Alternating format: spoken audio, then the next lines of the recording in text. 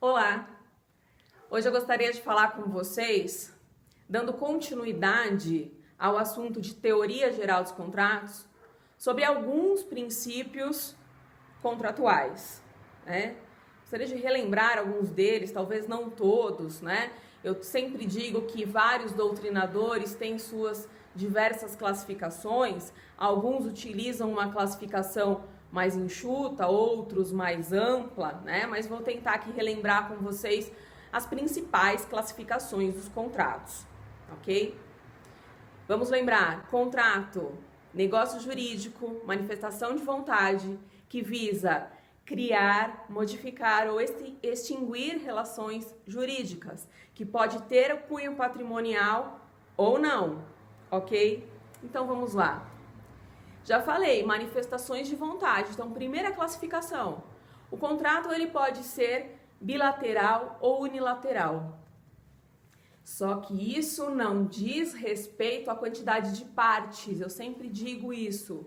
Não confunda. Se o contrato é unilateral, não significa que tem um só na relação jurídica. Não existe contrato com um só. Eu tenho duas manifestações de vontade no mínimo.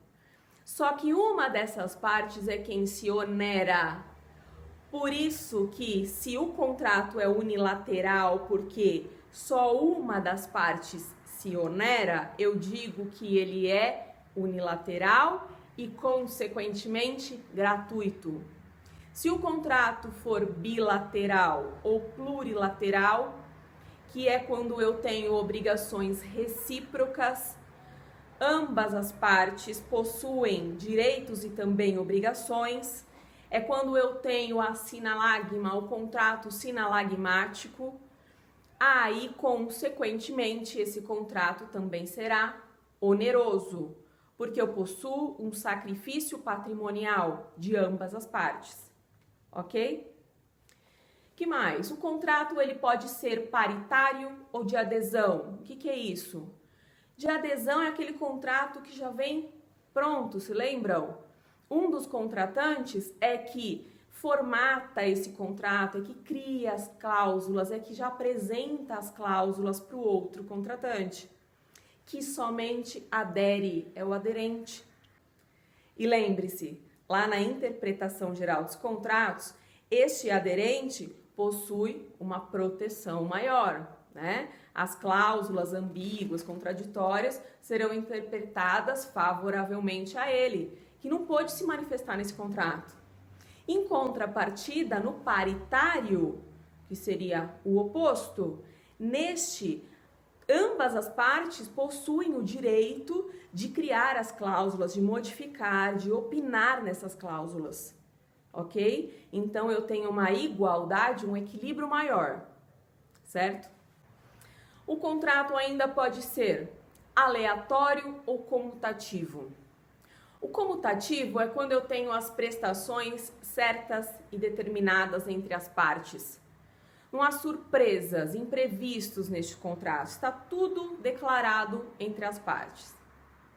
No aleatório, que já são raros os contratos, poucos os contratos aleatórios, a maioria dos contratos que nós temos em nosso sistema jurídico, eles são comutativos, né? Os aleatórios, eles envolvem o risco, a alea, que significa sorte, ela é o elemento chave aqui. É o risco, é o imprevisto, né? Então, no comutativo, eu não tenho risco, eu não tenho imprevisto, na verdade, né? As partes sabem exatamente a medida das suas obrigações e dos seus direitos. No aleatório, elas sabem até onde pode ir o risco delas, mas muitas vezes elas não sabem se esse risco irá acontecer ou não, depende do elemento sorte, ok? O contrato, ele ainda pode ser consensual e real, ou real, né? Consensual também, a maioria dos nossos contratos são consensuais, né? Consensual é quando eu dependo somente da manifestação de vontade das partes, do acordo entre as partes para ele se aperfeiçoar. Lembra? Se aperfeiçoar no primeiro e segundo degraus da escada pontiana, eu não estou falando de eficácia, de condição, de termo, né? Eu estou só verificando os elementos de existência e de validade quando eu falo desse elemento consensual. Existe um acordo entre as partes, eu posso já exigir o cumprimento deles, né? Porque a parte já manifestou esse interesse, essa vontade, então eu tenho muitas vezes até a responsabilidade por isso, por essas expectativas, né? Depois nós vamos relembrar isso em outro vídeo, inclusive com relação à boa-fé, né? E é real o contrato que depende para esse aperfeiçoamento a entrega, como por exemplo os contratos de empréstimo, de mútuo, de comodato, no contrato de depósito, que não basta somente o meu acordo, minha vontade. Lembram lá? Se eu encontro minha vizinha no corredor e eu falo, me empresta 1 quilo de açúcar? Mais tarde eu bato lá na sua porta e pego? E ela fala, empresto, passa lá. Mais tarde eu encontro ela no corredor e ela me cobra, fala, ô, você tá me devendo, viu, 1 quilo de açúcar? Como assim? Eu não passei lá, eu não peguei. Não houve tradição. Não tem aperfeiçoamento ainda do contrato. Eu até pedi emprestado, mas não se aperfeiçoou porque simplesmente ela disse que emprestava. Ela não me entregou. Ok? O contrato pode ser ainda principal e acessório. Lembra sempre daquela regra, já que se aprende lá em bens, né? De que o acessório acompanha o principal. Então, o acessório só vai existir se eu tiver um contrato principal. Exemplo típico que a gente usa é de contrato de locação e fiança. A fiança só existe porque existe o contrato de locação.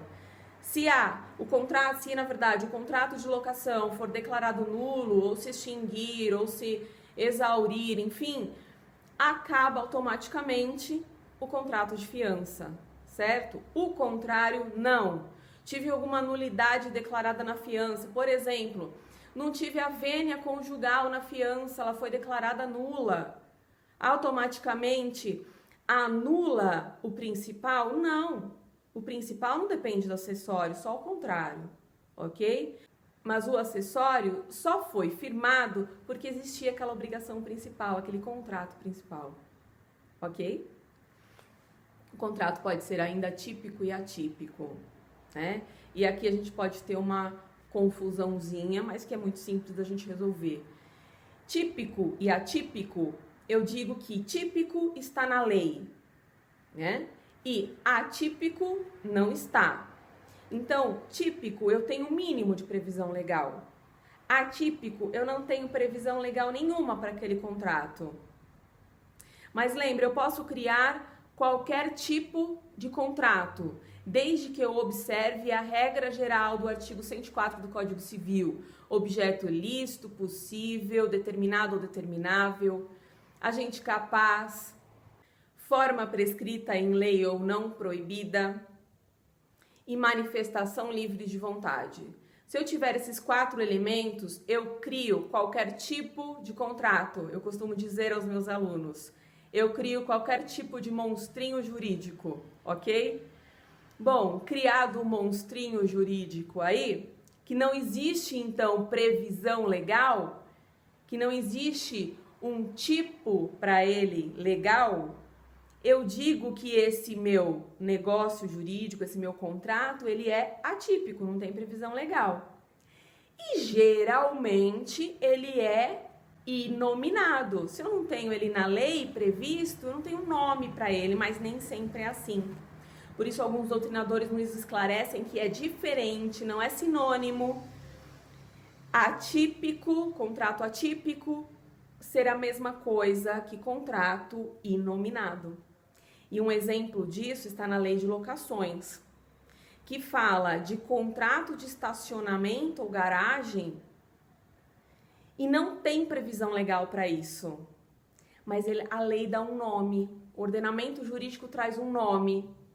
Então, se eu for criar um contrato de estacionamento ou de garagem, eu tenho um nome, ele é nominado. Mas quando eu vasculho a legislação, o ordenamento jurídico, eu não tenho um embasamento mínimo legal. Então, ele é nominado, mas é atípico, ok? O contrato ainda pode ser formal ou informal, para a gente encerrar esse assunto. Cuidado, né? Porque formalidade, a lei pode exigir várias, né? E eu posso exigir também na minha contratação perante o outro contratante. Então, eu posso exigir que na contratação seja sempre por escrito, né? Ou não exijo nada. Se eu não exigir nada, e a gente tem no nosso ordenamento jurídico a liberdade de formas, né? Então, via de regra, nós não temos formalidade na maioria dos nossos contratos. Eu posso firmar os meus negócios jurídicos de forma tácita e expressa, que se subdivide em verbal e escrita, né? Mas algumas espécies, alguns contratos possuem uma forma específica. E quando eu tiver forma prescrita em lei, lembram aí do 104? Eu preciso observar essa regra. Então, por exemplo, quando nós estamos tratando de transmissão de bens imóveis, nós já sabemos, já estamos cansados de saber que precisamos de publicidade. Então, precisamos lavrar escritura pública. Lembra que tanto falamos em aula? Vamos lá no cartório de notas, passamos a escritura, levamos essa escritura a registro, porque só com este ato é que eu tenho efetivamente a publicidade, né? Bom, isso é uma formalidade prevista pela lei.